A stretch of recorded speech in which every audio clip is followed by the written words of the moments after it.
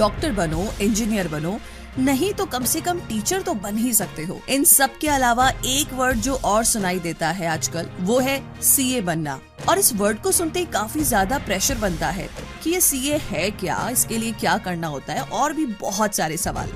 नमस्कार दोस्तों, आप सभी का स्वागत है हमारे चैनल क्विक सपोर्ट में। तो आज के इस वीडियो में सीए यानी कि चार्टर्ड अकाउंटेंट बनना चाहते हैं आप, लेकिन आपको नहीं पता है इसके लिए क्या क्या प्रोसेस है, किस तरीके की पढ़ाई करनी चाहिए और कौन कौन से एंट्रेंस एग्जाम को पास करना होता है, तो ये सारी जानकारियाँ आपको मिलेगी।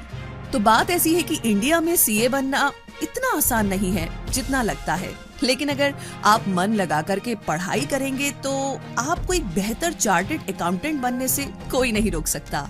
क्योंकि जिंदगी में कुछ भी मुश्किल नहीं है, लेकिन अगर आप अपना मन बना ले तो आइए सबसे पहले जान लेते हैं कि आखिर सीए क्या है, इसमें हमें क्या क्या काम करना होता है, और इसके बाद स्टेप बाय स्टेप हम जानेंगे कि चार्टर्ड अकाउंटेंट कैसे बन सकते हैं।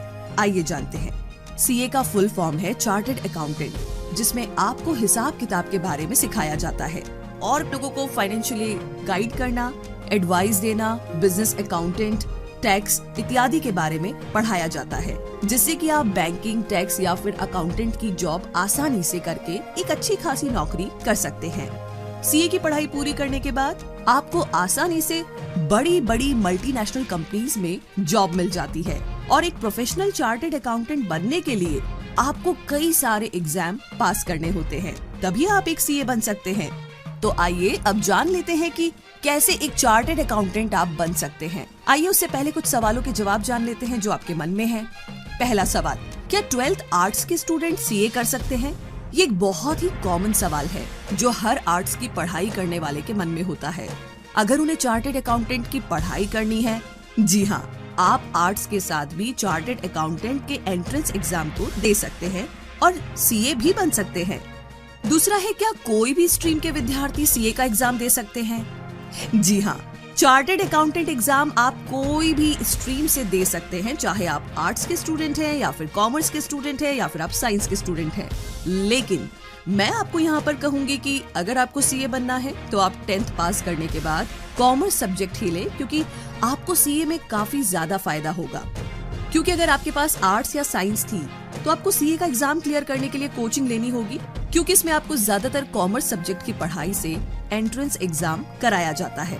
अब अगर बात हो सीए बनने के लिए योग्यता क्या चाहिए, तो सीए सीपीटी एंट्रेंस एग्जाम के लिए आप 10th पास करने के बाद अप्लाई कर सकते हैं, लेकिन एग्जाम आपको 12वीं पास करने के बाद देना होगा। दूसरा ये भी है कि आर्ट्स, कॉमर्स, साइंस किसी भी स्ट्रीम के विद्यार्थी इस एग्जाम को दे सकते हैं। और तीसरा ये कि सीए एंट्रेंस एग्जाम के लिए आपको किसी भी तरह की परसेंटेज की जरूरत नहीं है, बस आप ना 12th पास होने चाहिए। सीपीटी एग्जाम के लिए अप्लाई करना होगा। और अब आगे जानते हैं कि सीए कैसे बना जाए, इसकी फुल इन्फॉर्मेशन। तो पहले तो आप सीपीटी एग्जाम के लिए रजिस्टर कीजिए। अगर आप अभी स्कूल की पढ़ाई कर रहे हैं और आप आगे जाकर के चार्टर्ड अकाउंटेंट बनना चाहते हैं, तो इसके लिए सबसे पहले आपको 10th क्लास पास करनी होगी। जैसे आप 10वीं पास कर ले, इसके बाद आपको सीपीटी एग्जाम के लिए रजिस्टर करना होगा।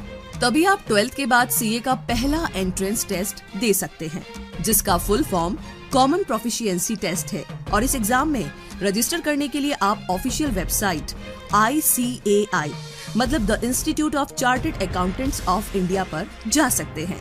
दूसरा है सीपीटी क्लियर करें।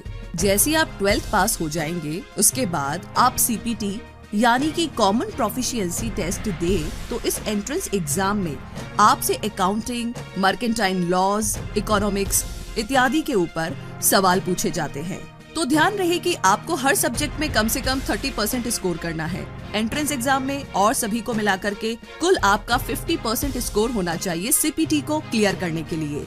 एक और बात का ध्यान दें, ये कोर्स सीपीटी 2018 की है। आने वाले समय में ये सिलेबस बदल भी सकते हैं, इसीलिए ज्यादा जानकारी के लिए ऑफिशियल वेबसाइट www.icai.org को विजिट करें। अब आगे बात करते हैं सीपीटी एग्जाम सिलेबस के बारे में।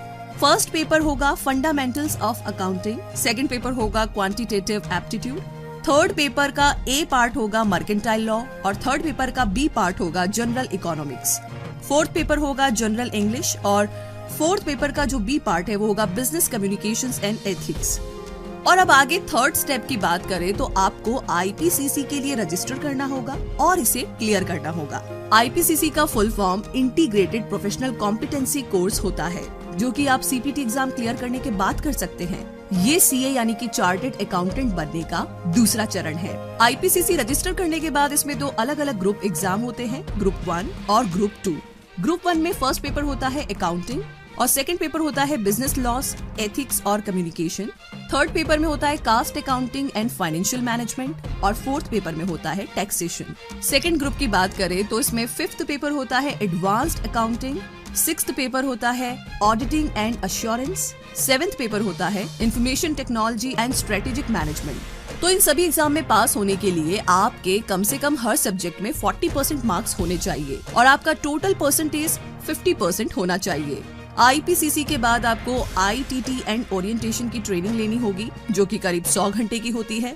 और इसके बाद जब आप IPCC का एग्जाम देंगे तो वहाँ पर आपको बताया जाता है कि ये कैसे करें। अब आगे चौथा स्टेप जो है वो है CA फाइनल कोर्स क्लियर करें। जैसे आप IPCC क्लियर कर लेते हैं, इसके बाद आपको 3 साल की प्रैक्टिकल ट्रेनिंग के लिए अप्लाई करना होगा, जिसे हम आर्टिकलशिप भी कहते हैं। तो ध्यान रहे, जैसे ही आप 3 साल पूरे होने के 6 महीने पहले ही CA के फाइनल एग्जाम दे सकते हैं। इसमें आपको बहुत ही एडवांस्ड स्तर पर एग्जाम क्लियर करना होता है। इस एग्जाम को भी 2 ग्रुप में बांटा जाता है, ग्रुप 1 और ग्रुप 2। और ये एग्जाम काफी मुश्किल होता है क्योंकि ये फाइनल एग्जाम है और इसके बाद आप CA बन जाएंगे। तो ग्रुप 1 के पेपर की बात करें तो फर्स्ट पेपर होता है फाइनेंशियल रिपोर्टिंग, सेकंड पेपर होता है strategic financial management, third paper होता है advanced auditing and professional ethics, fourth paper होता है corporate and allied laws. Second group की बात करें तो फिफ्थ पेपर जो होता है वो है advanced management accounting, sixth paper होता है information systems control and audit, seventh paper होता है direct tax loss, eighth paper होता है इनडायरेक्ट टैक्स लॉस। तो जैसे ही आप फाइनल ईयर में ये सारे एग्जाम क्लियर कर लेते हैं तो अब आपको ICAI कंपनी में अपने आप को रजिस्टर करना होगा एक चार्टर्ड अकाउंटेंट की तरह, तभी आप एक CA कहलाएंगे। इसके बाद आप किसी भी कंपनी में एक चार्टर्ड अकाउंटेंट की तरह आसानी से जॉब कर सकते हैं और अच्छी खासी सैलरी पा सकते हैं। और ICAI हर साल जून और दिसंबर में एग्जाम कंडक्ट करता है। तो चलिए, ये तो सारी इन्फॉर्मेशन थी, लेकिन इसके अलावा आई नो बहुत सारे सवाल आपके दिमाग में हैं, तो आइए उन सवालों पर एक नजर मारते हैं। पहला सवाल ये कि CPT के एग्जाम कब होते हैं? तो इसका आंसर ये है कि CPT के एग्जाम हर साल में 2 बार होते हैं, 1 जून में और 1 दिसंबर में। दूसरा सवाल, CA के IPCC और फाइनल एग्जाम कब होते हैं? इसका जवाब है कि IPCC और फाइनल एग्जाम भी साल में 2 बार होते हैं, 1 मई में और 1 नवंबर में। तीसरा सवाल, क्या आर्ट्स के स्टूडेंट CA कर सकते हैं? जी हाँ, बिल्कुल कर सकते हैं। कोई भी स्ट्रीम का स्टूडेंट CA एग्जाम के लिए अप्लाई कर सकता है। चौथा सवाल है कि CA बनने के लिए 12th में कितने % मार्क्स चाहिए? तो भाई, इस एग्जाम में बैठने के लिए कोई परसेंटेज जरूरी नहीं है, बस 12th पास होना चाहिए। अगला सवाल कि CA कितने साल का कोर्स है? CA टोटल 4.5 साल का कोर्स है। तो इसी के साथ यहाँ तक तो सवालों के जवाब हमने दे दिए हैं। बाकी जो भी आप पूछना चाहते हैं, शेयर करना चाहते हैं या आपका कोई भी सुझाव है तो आप कमेंट बॉक्स में लिख करके हमें जरूर बताएं कि आपको वीडियो कैसा लगा, इन्फॉर्मेशन कैसी लगी, आगे आप किस बारे में वीडियो देखना चाहते हैं, बहुत सारी बातें। और इसी के साथ हम उम्मीद भी करते हैं कि हमारा वीडियो आपके लिए काफी यूजफुल और हेल्पफुल रहेगा। और अगर ये वीडियो आपको पसंद आया है तो इस वीडियो को लाइक कीजिए, शेयर कीजिए, चैनल को सब्सक्राइब कीजिए और लेटेस्ट वीडियो की नोटिफिकेशन के लिए बेल आइकन को प्रेस करना बिल्कुल ना भूले। इस वीडियो को देखने के लिए बहुत सारा शुक्रिया।